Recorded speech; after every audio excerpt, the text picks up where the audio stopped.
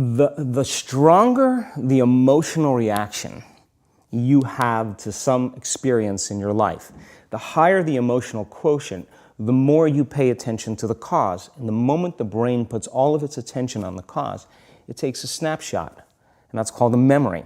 So long-term memories are created from very highly emotional experiences. So what happens then is that people think neurologically within the circuitry of that experience, and they feel chemically within the boundaries of those emotions. And so when you have an emotional reaction to someone or something, most people think that they can't control their emotional reaction. Well, it turns out if you allow that emotional reaction, it's called a refractory period, to last for hours or days, that's called a mood. I say to someone, hey, what's up? You say, I'm in a mood. Well, why are you in a mood? Well, I had this thing happen to me 5 days ago, and I'm having one long emotional reaction. If you keep that same emotional reaction going on for weeks or months, that's called temperament. Why is he so bitter? I don't know, let's ask him. Why is he so bitter? Why are you bitter? Well, I had this thing happen to me 9 months ago. And if you keep that same emotional reaction going on for years on end, that's called a personality trait. And so learning how to shorten your refractory period of emotional reactions is really where the work starts. So then people, when they have an event, what they do is they keep recalling the event because the emotions of stress hormones, the survival emotions, are saying pay attention to what happened because you want to be prepared if it happens again.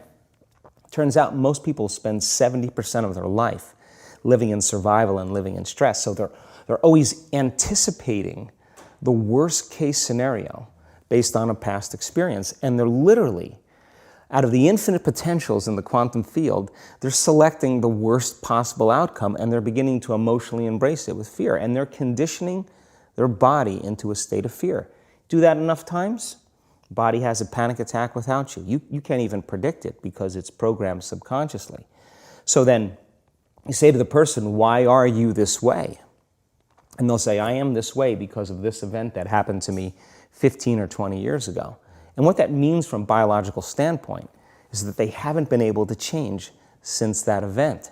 So then the emotions from the experience tend to give the body and the brain a rush of energy. So people become addicted to the rush of those emotions, and they use the problems and conditions in their life to reaffirm their limitation so at least they can feel something. So now when it comes time to change, you say to the person, why are you this way? Well, every time they recall the event, they're producing the same chemistry in their brain and body as if the event is occurring, firing and wiring the same circuits and sending the same emotional signature to the body.